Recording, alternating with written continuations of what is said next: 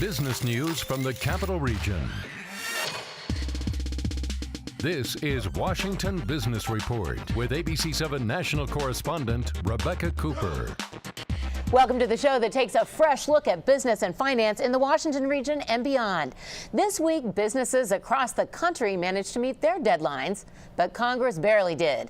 And even with the last-minute agreement on spending, they still gave themselves a 2-day extension to cross all their T's and dot all their I's, something even most college professors wouldn't allow.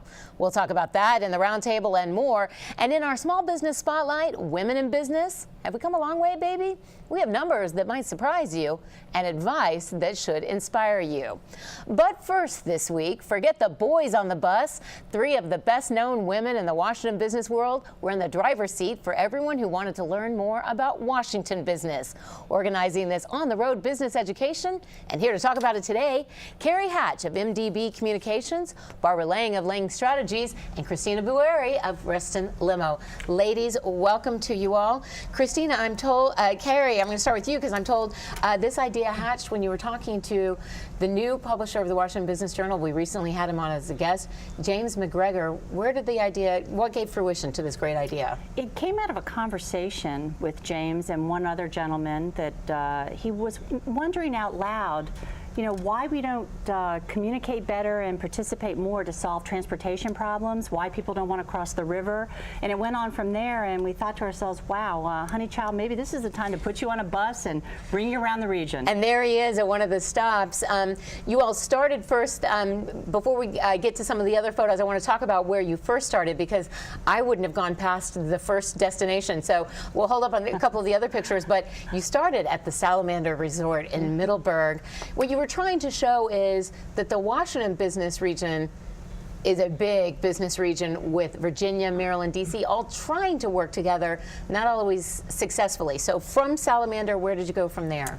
Well, we took the Magical Mystery Tour to 10 different destinations in 10 hours, and 175 miles later, we found ourselves at the Center for Innovative Technology. We went to Capital One. We went to National Harbor. We, from there, went to Trinity. We went on and on to 1776. We got a picture of you all at places. 1776. Right. And you heard from different speakers, and it was a chance for different leaders to come together and talk about what's important in the business world. We've got some other stops that we're going to talk about, but let's start with 1776.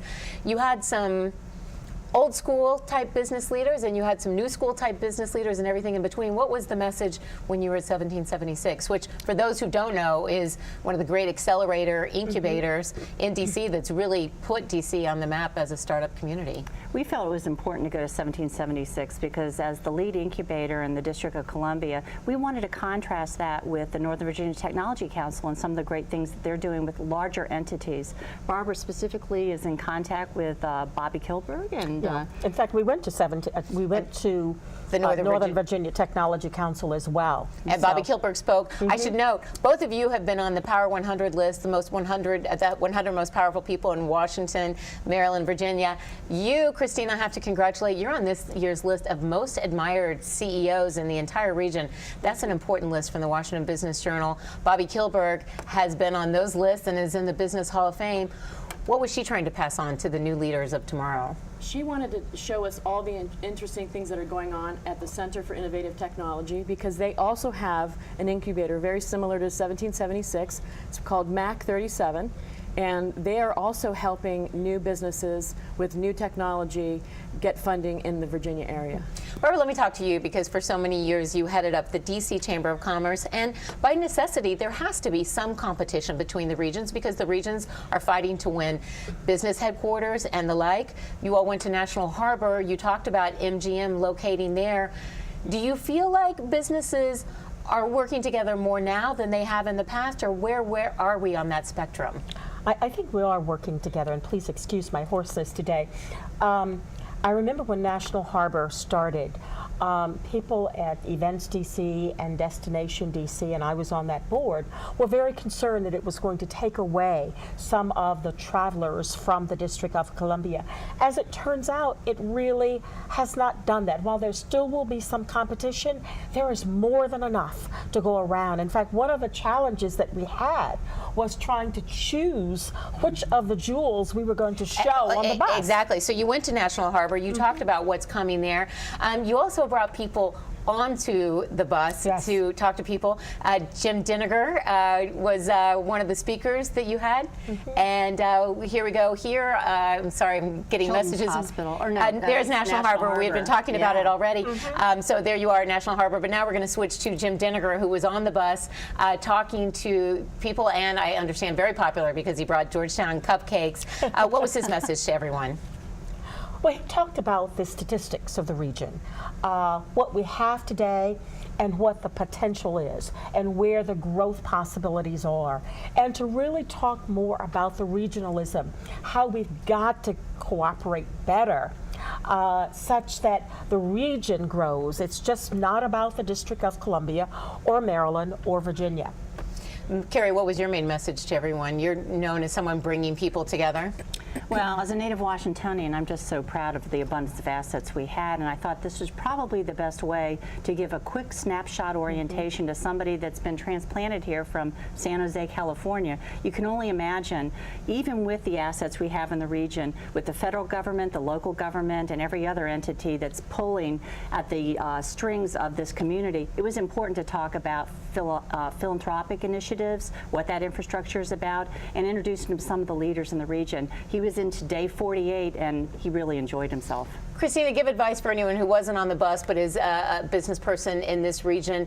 You've even branded yourself with the name Reston Limo, and yet you're anything but just a Reston Limo company. That's right. You've become kind of the leader throughout the whole Washington region. What's your advice to other businesses for how they take advantage of D.C., Maryland, and Virginia? One way you do it is you are the ultimate networker. You go everywhere. You chaired the D.C. Chamber of Commerce Gala this year. You never rest.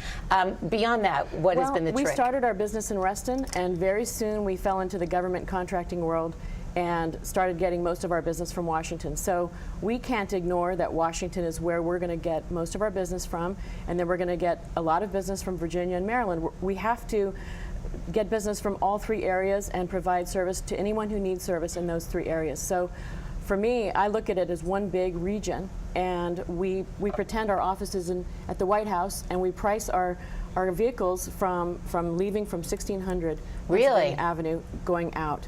So that is how we've been able to get business from the whole area, because we price ourselves as if we were in Washington, D.C. Smart thinking from three smart women. Thanks so much for joining us and sharing some of the tricks of the trade. And when we return, gender, startups, and success, what you need to know when we come back.